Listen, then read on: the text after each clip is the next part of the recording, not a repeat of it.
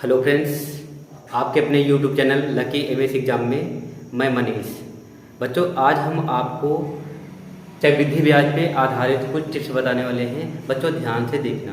बच्चों एक बात याद रखना, साधारण ब्याज और चक्रवृद्धि ब्याज में क्या होता है, सिंपल इंटरेस्ट और कंपाउंड इंटरेस्ट। पहले यहाँ पे समझ लेते हैं कि साधारण ब्याज क्या होता है और चक्रवृद्धि ब्याज क्या होता है। साधारण ब्याज में बच्चों जो ब्याज होता है सिर्फ मूलधन पे लगता है, लेकिन चक्रवृद्धि ब्याज में क्या होता है, एक साल के बाद जो हमारा ब्याज बनेगा वो भी क्या होता है, हमारे मूलधन में जुड़ जाता है बच्चों।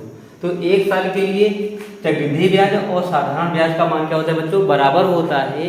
लेकिन दूसरे साल के लिए देखा जाए तो चक्रवृद्धि ब्याज में जो हमारा ब्याज होता है वो इंक्लूड होता है, जुड़ जाता है।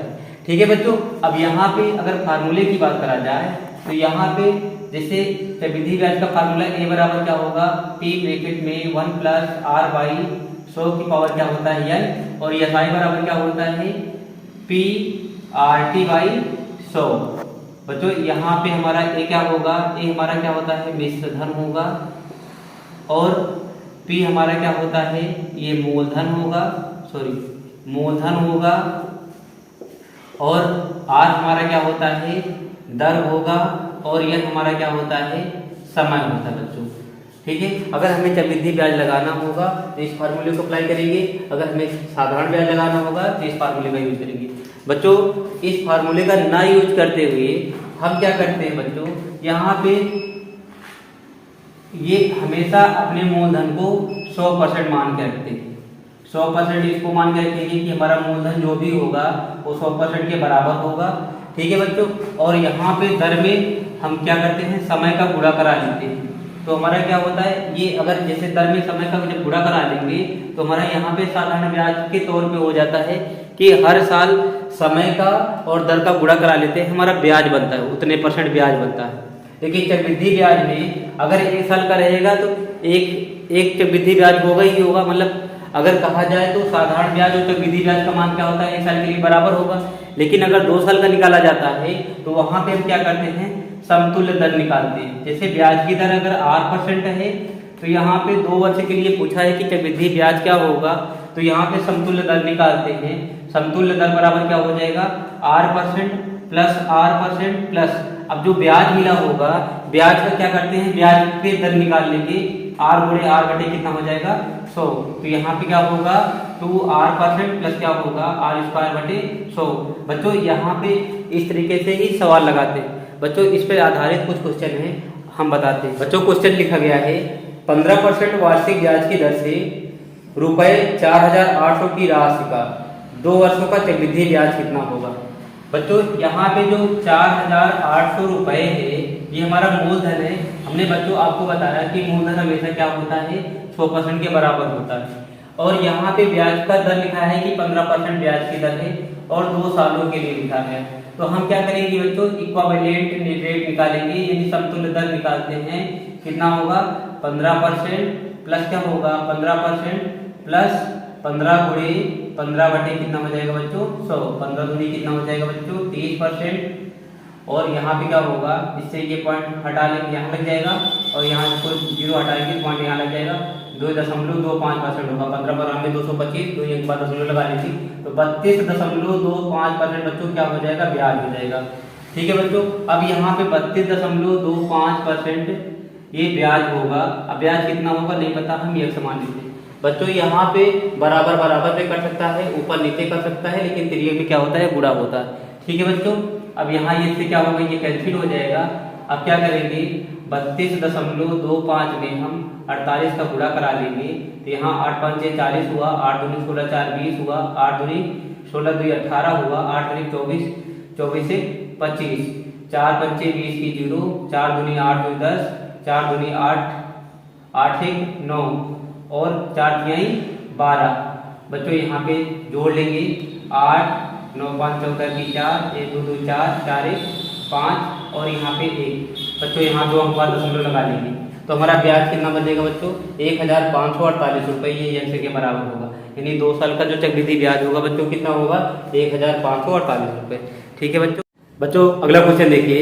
क्वेश्चन लिखा गया है रुपये 5% प्रतिवर्ष की दर से 3 वर्ष का चक्रवृद्धि ब्याज क्या होगा। बच्चों यहाँ अमाउंट जो आपका 100% लिखा गया है, अमाउंट कितना है, कह रहा है कि 8,000 रुपये है और 5% ब्याज की दर है और यहाँ पे 3 सालों के लिए। तो बच्चों यहाँ पे हम 3 बार 5% जोड़ेंगे तो एक बार जब समतुल्य दर निकालते हैं बच्चों तो 2 ही क्या निकालते हैं। तो यहाँ इक्विवेलेंट रेट बराबर कितना हो जाएगा 5% प्लस 5% प्लस 5 गुणे 5 बटे कितना हो जाएगा बच्चों 100। यहाँ पे जोड़ेंगे 5 गुणे 10 और यहाँ पे ये काट लेंगे, यहाँ लग जाएगा, यहाँ लग जाएगा 50 25 तो 10.25% आ जाएगा। फिर जब टोटल इक्विवेलेंट रेट निकालते हैं बच्चों तो यहाँ पे क्या होगा 10.25% में यहाँ पे 5% और जोड़ लेंगे हम और जो ब्याज होगा इस पे भी ब्याज हमारा लगेगा तो कितना लगेगा 10.25% पे ब्याज 5% इस पे लगेगा बटे कितना हो जाएगा 100। बच्चों यहाँ पे जोड़ेंगे 10 5 15.25 प्लस यहाँ पे ये पॉइंट हटा लेंगे बच्चों, ये यहाँ यहाँ 0 हटा लेंगे, पॉइंट यहाँ पकड़ के आ जाएगा और यहाँ पूरा करा लेंगे हम 50 25 की 5 5 दूनी 10 10 2 12 एक हासिल 5 एकम 5। बच्चों इसको जोड़ेंगे तो हमारा कितना होगा 15.7625%। इतना परसेंट आपको ब्याज मिलेगा।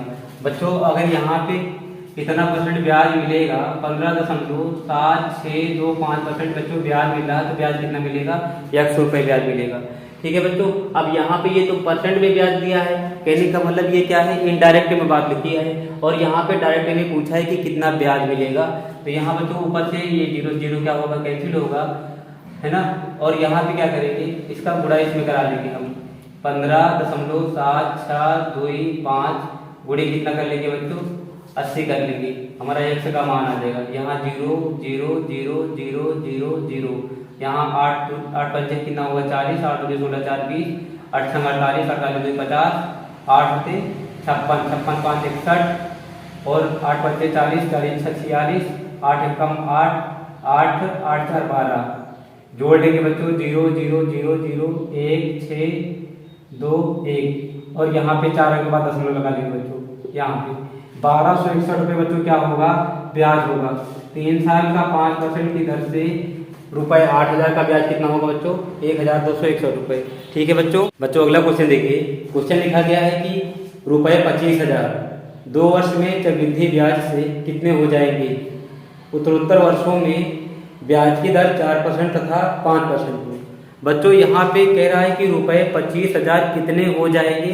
पहले साल का ब्याज लिखा गया है कि 4% है और दूसरे साल का ब्याज लिखा है कितना है बच्चों 5%। तो यहाँ पे क्या करेंगे हमारा जो 100% अमाउंट है कितना बच्चों 25,000 है ना बच्चों। अब यहाँ पे हम समतुल्य दर 100% हमारा मूलधन मिलेगा उसके साथ ब्याज भी मिलेगा। तो पहले समतुल्य ब्याज परसेंट निकाल लेंगे। हमारा इक्विवेलेंट रेट क्या होगा बच्चों 4% प्लस कितना होगा 5% प्लस क्या होगा 4 गुणे 5 बटे कितना हो जाएगा 100 4 5 कितना होगा 9 प्लस यहाँ से बच्चों ये पॉइंट से ये 0 से पॉइंट लग जाएगा, यहाँ 0 से ये 4 5 कितना होगा 20 यहाँ पे 0 लगा लीजिए 9.2% क्या होगा बच्चों ब्याज मिलेगा। 100% बच्चों आपका मूलधन 9.2% क्या होगा ब्याज मिलेगा तो 109.2% मूलधन मिलेगा 109.2% पैसा मिलेगा। पैसा कितना मिलेगा 100 रुपये मान लेते हैं। ठीक है बच्चों, यहाँ 0 से 0 हमारे क्या होगा कैंसिल हो जाएगा। अब 250 का इसमें गुणा करा लेंगे 109.2 में 250 का जब गुणा करा लेंगे तो ये हमारा क्या होगा इतना पैसा उसको देना पड़ेगा। ठीक है बच्चों, यहाँ 0 से 0 0 0 हो जाएगा 5 दूनी 10 5 9 45 46 वहाँ से कितना 4 यहाँ 4 लिख देंगे 5 एकम 5 2 चौक 2 दूनी 4 2 9 18 की 8 80 लगा 1 और 2 एकम 2 यहाँ पे 0 0 6 4 10 8 4 12 1 13 5 1 6 1 7 और यहाँ पे 2 बच्चों 0.1 के बाद लगा देंगे तो 27,300 रुपये आपको देना पड़ेगा। ठीक है, मूलधन आपका 25,000 रुपये है बच्चों। अगर 4% पहले साल दूसरे साल अगर 5% के ब्याज की दर रहेगा तो उसे 2 साल के अंत में 27,300 रुपये देना पड़ेगा। ठीक है बच्चों अगला क्वेश्चन लिखा गया है, कह रहा है कि ए ने एक बैंक में x की राशि का निवेश 2 वर्षों के लिए किया जिसमें उसे पहले वर्ष में 5% और दूसरे वर्ष में 6% की दर से ब्याज दिया। 2 वर्ष बाद उसे 24,886 मिली, तो यक्ष का मान क्या होगा? बच्चों यहाँ पे कह रहा है कि 2 वर्ष बाद मिला कितना बच्चों? 24,486 रुपये मिला है, 486 रुपये मिला होगा। बच्चों यहाँ पे 100% आपको नहीं पता है कितना पैसा था, यक्ष दिया है आपकी किताब में, लेकिन यहाँ पे जो 100% आपका मूलधन और यहाँ पे 5% और 6% ब्याज की दर लगा है, तो यहाँ पे 100% मूलधन और 4% और ब्याज परसेंट का समतुल्य निकाला होगा, उसको जोड़कर इतना पैसा यहाँ पे मिला है उसको। तो आपसे पूछा है कि मूलधन कितना था। ठीक है बच्चों, तो यहाँ हम समतुल्य दर निकाल लेंगे। दर हमारा कितना होगा? 5% प्लस 6%, 5 गुणे 6 बटे कितना हो जाएगा बच्चों? 100। 5 6 11 हो जाएगा, 11 यहाँ से काटेंगे 3 हो जाएगा। 11.3% क्या बच्चों? समतुल्य दर आ गया। इतना परसेंट ब्याज मिला होगा। इसी में क्या करेंगे बच्चों, हम पूरा जोड़ के लिख लेते हैं, तो हमारा कितना होगा? 111.3% ब्याज मिलेगा, इतना पैसा मिला। अब बच्चों हम क्या करेंगे, इसे सॉल्व कर लेंगे, x का मान निकाल लेते हैं। त्रियक गुणा करा लीजिएगा बच्चों। यहाँ x बराबर कितना हो जाएगा? 24,486 गुणे कितना होगा? 100 बटे कितना होगा? 111.3, है ना बच्चों। इसको हम काटेंगे, हमारा आंसर कितना आ जाएगा? यहाँ इसका गुणा करा लेंगे, भाग कर लेंगे हम, तो हमारा कितनी बार जाएगा? यहाँ पे 111, यहाँ पे ये पॉइंट हटा लेते हैं, यहाँ एक रो लगा लेते हैं, तो यहाँ पे क्या होगा? 100, यहाँ पे लिखा है कि 1113 लिखा है, 1113 तो नहीं, ये क्या होगा? 2 बार यहाँ जाएगा, 2 बार जाएगा, यहाँ पे 26 हो जाएगा, मतलब 2448 में 2 2 2 6, इतना घटा लेंगे, कितना बचेगा बच्चों?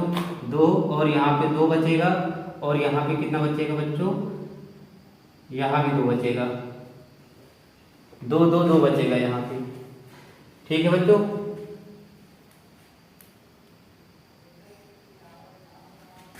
अब यहाँ पे क्या करेंगे?